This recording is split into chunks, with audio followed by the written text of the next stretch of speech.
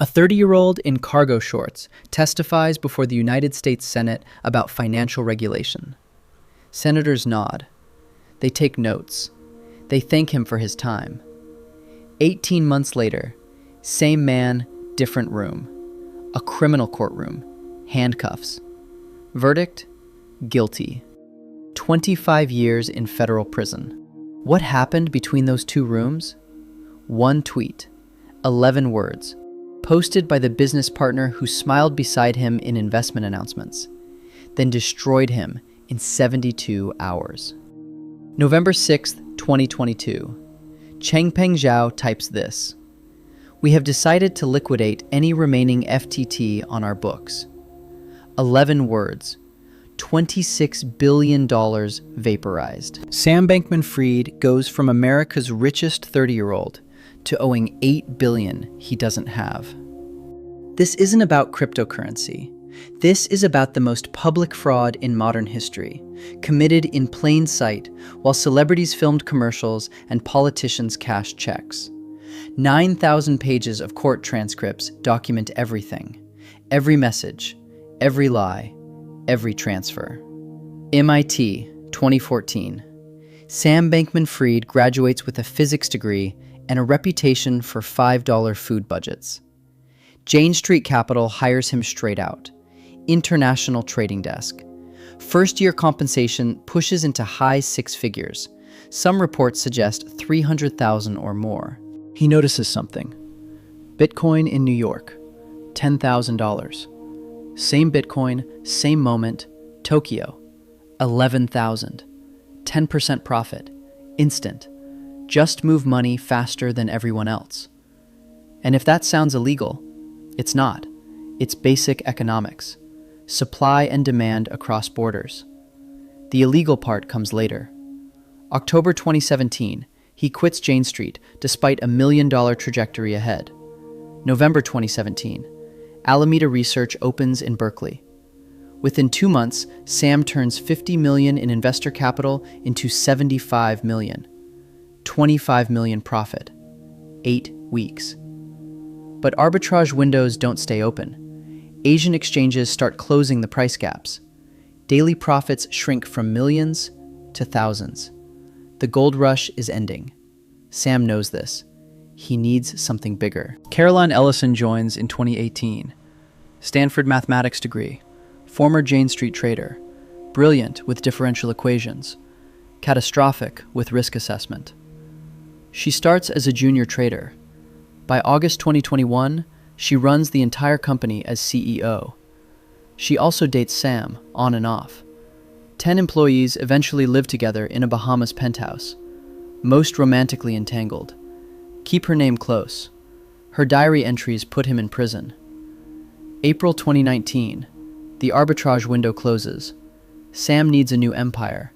He builds FTX, a crypto exchange for professional traders who need tools that don't crash under pressure. His MIT classmate, Gary Wang, leaves Google to write the code.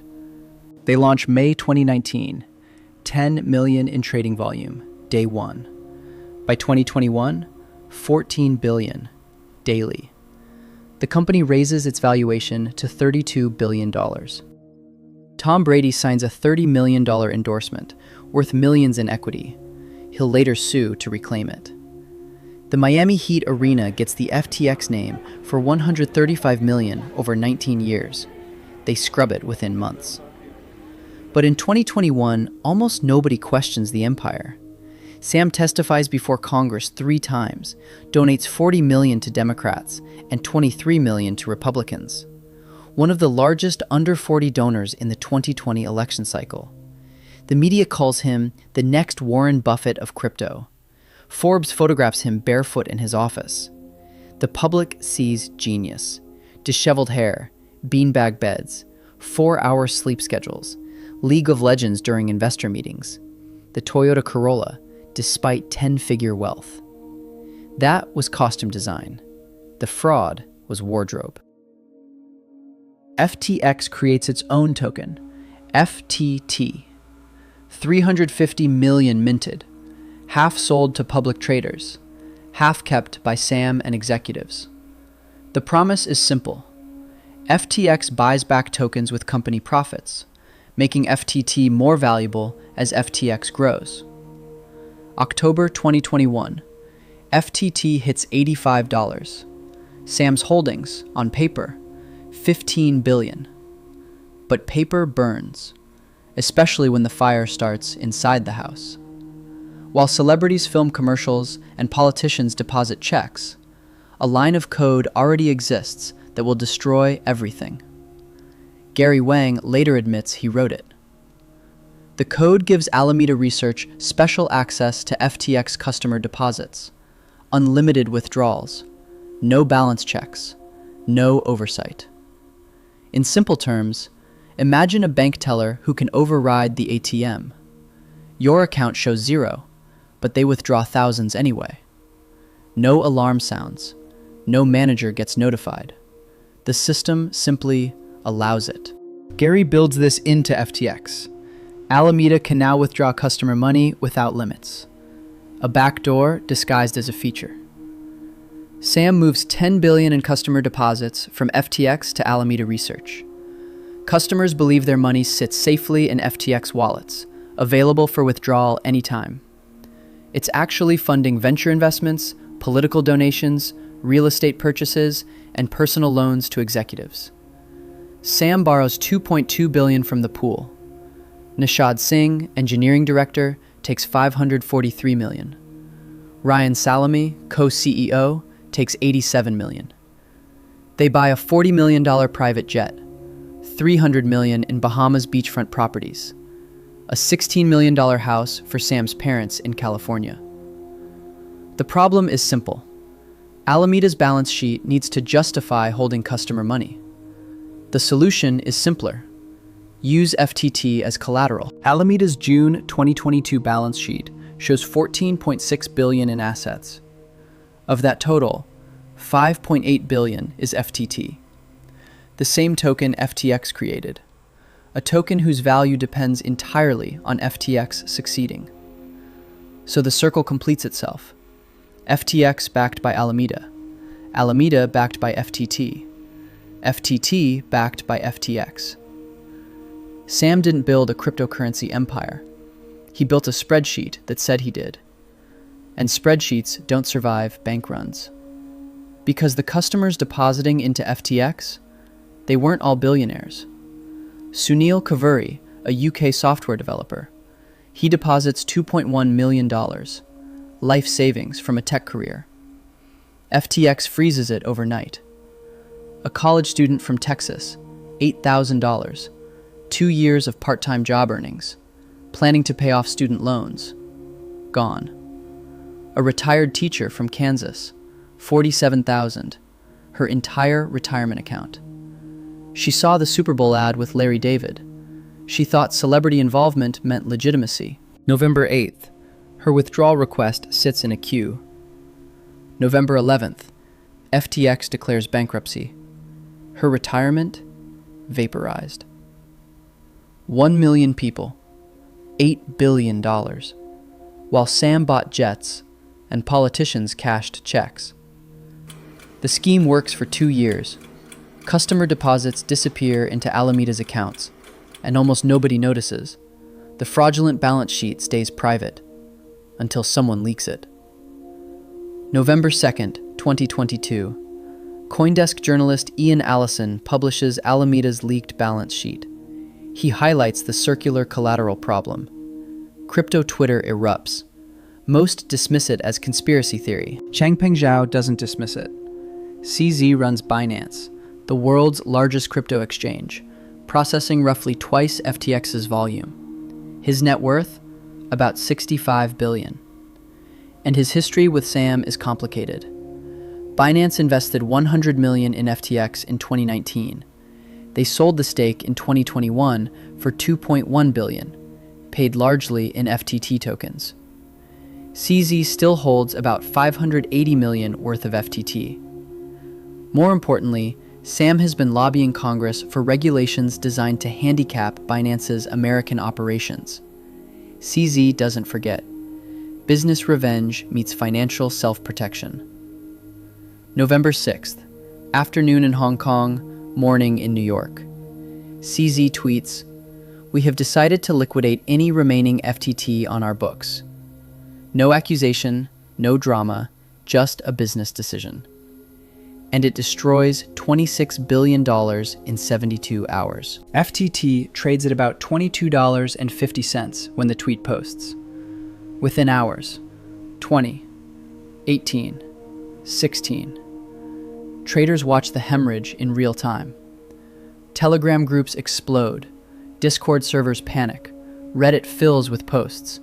Did anyone get their money out? Is FTX down for everyone? I have 200,000 stuck. $1 billion in FTX withdrawal requests flood in before midnight. And here's the cruelest detail. The FTX app still functions. You can trade, buy crypto, sell crypto.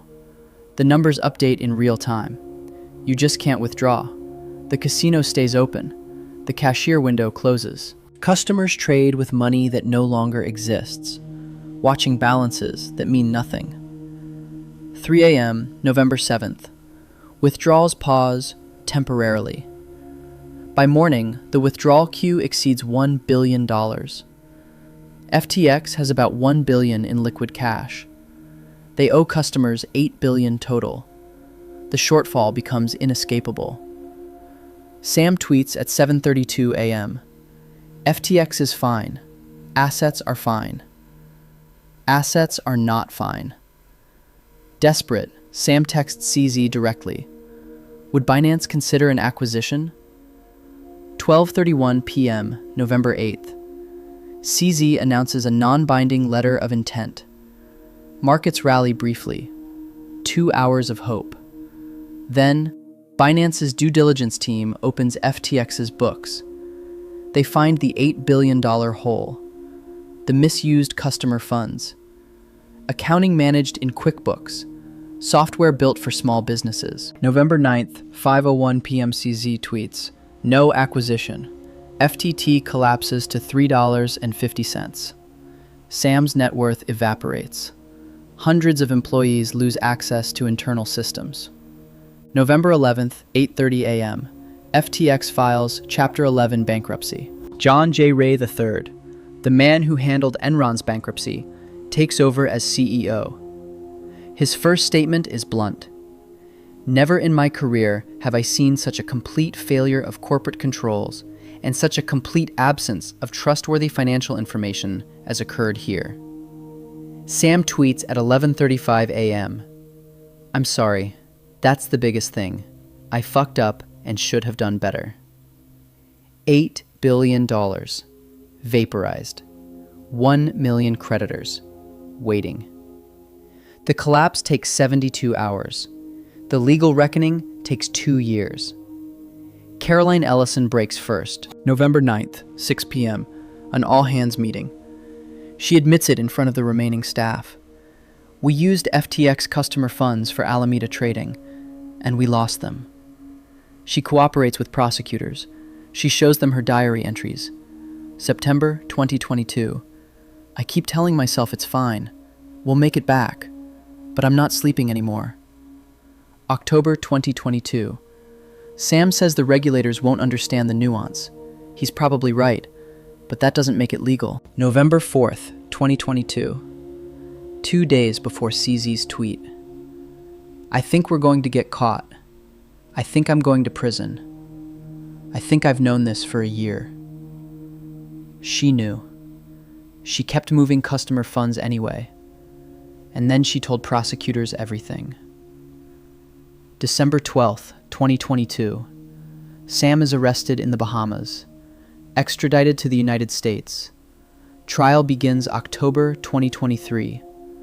5 weeks of testimony. Caroline testifies for 3 days, showing signal messages where Sam directed the fraud. Gary Wang explains the code. Nishad Singh describes the loans.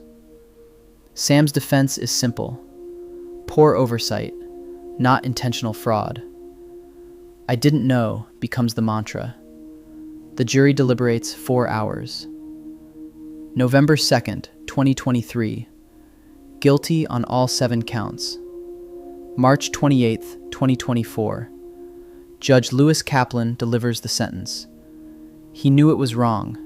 He knew it was criminal. He regrets that he made a very bad bet about the likelihood of getting caught. 25 years in federal prison.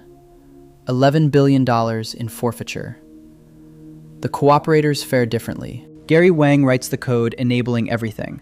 He testifies immediately. 0 prison time. Nishad Singh borrows $543 million. He cooperates early. Time served. Caroline Ellison runs Alameda, moves billions, lies to lenders. She testifies for 3 days. 2 years. Ryan Salome takes $87 million in loans, refuses to cooperate. 7.5 years. Sam directs everything, denies everything, and testifies in his own defense, claiming ignorance. 25 years. The legal system doesn't reward the righteous. It rewards the cooperative. Bankruptcy proceedings recover $14.7 billion in assets.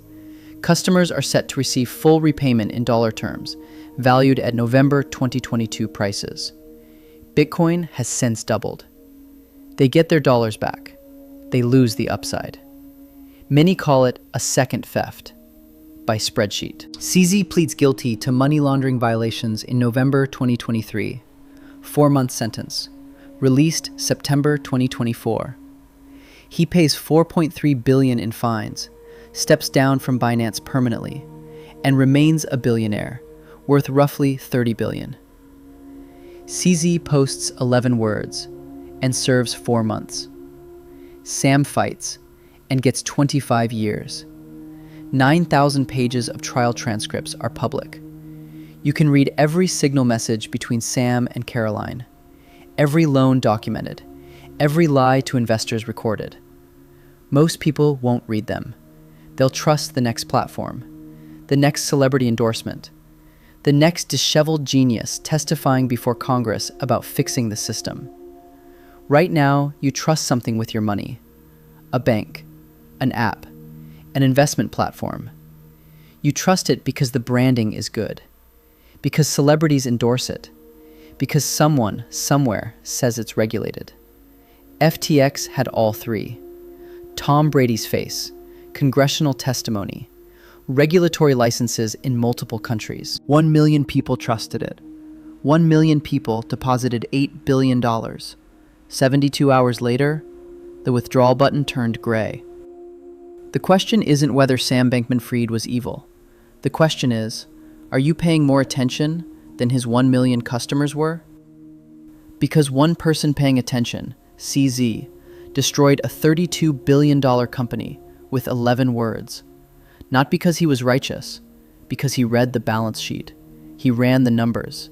He asked the obvious question nobody else asked. If Alameda's assets are mostly FTT, and FTT's value depends on FTX, what happens when FTX fails? 11 words answered that question.